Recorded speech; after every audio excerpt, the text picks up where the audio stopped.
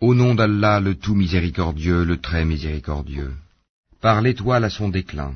Votre compagnon ne s'est pas égaré et n'a pas été induit en erreur, et il ne prononce rien sous l'effet de la passion. Ce n'est rien d'autre qu'une révélation inspirée, que lui a enseigné l'ange Gabriel à la force prodigieuse. Doué de sagacité, c'est alors qu'il se montra sous sa forme réelle angélique, alors qu'il se trouvait à l'horizon supérieur. Puis il se rapprocha et descendit encore plus bas, et fut à 2 portées d'arc ou plus près encore. Il révéla à son serviteur ce qu'il révéla, le cœur n'a pas menti en ce qu'il a vu. Lui contestez-vous donc ce qu'il voit? Il l'a pourtant vu lors d'une autre descente, près de la Sidratul Muntaha, près d'elle se trouve le jardin de Mawa, au moment où le lotus était couvert de ce qui le couvrait.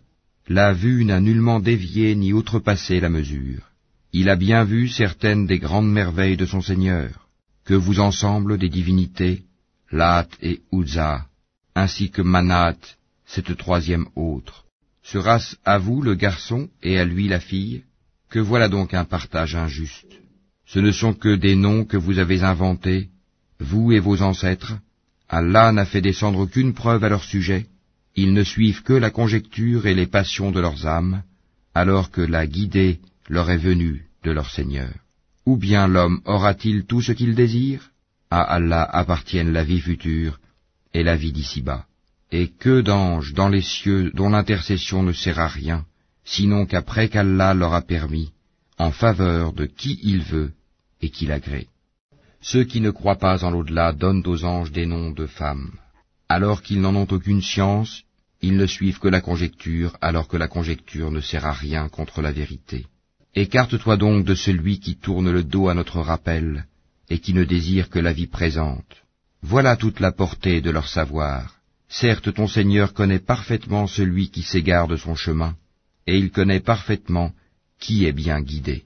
À Allah appartient ce qui est dans les cieux et sur la terre, afin qu'il rétribue ceux qui font le mal selon ce qu'ils œuvrent, et récompense ceux qui font le bien par la meilleure récompense. Ceux qui évitent les plus grands péchés ainsi que les turpitudes, et qui ne commettent que des fautes légères. Certes, le pardon de ton Seigneur est immense, c'est lui qui vous connaît le mieux quand il vous a produit de terre, et aussi quand vous étiez des embryons dans les ventres de vos mères.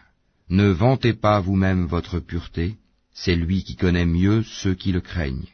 Vois-tu celui qui s'est détourné, donné peu, et a finalement cessé de donner? Détient-il la science de l'inconnaissable en sorte qu'il voit?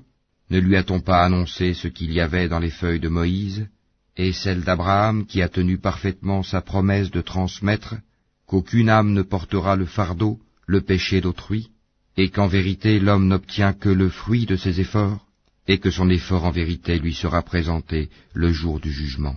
Ensuite, il en sera récompensé pleinement, et que tout aboutit en vérité vers ton Seigneur, et que c'est lui qui a fait rire et qui a fait pleurer, et que c'est lui qui a fait mourir et qui a ramené à la vie, et que c'est lui qui a créé les 2 éléments, le couple, le mâle et la femelle, d'une goutte de sperme quand elle est éjaculée, et que la seconde création lui incombe, et c'est lui qui a enrichi et qui a fait acquérir, et c'est lui qui est le Seigneur de Sirius, et c'est lui qui a fait périr les anciens, Ahad, ainsi que les Tamoud, et il fit que rien n'en subsista, ainsi que le peuple de Noé antérieurement, car ils étaient encore plus injustes et plus violents, de même qu'il anéantit les villes renversées, et les recouvrit de ce dont il les recouvrit.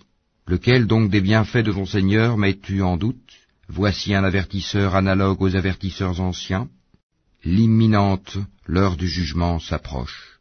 Rien d'autre en dehors d'Allah ne peut la dévoiler. Quoi? Vous étonnez-vous de ce discours, le Coran, et vous en riez et n'en pleurez point, absorbés que vous êtes par votre distraction? Prosternez-vous donc à Allah et adorez-le.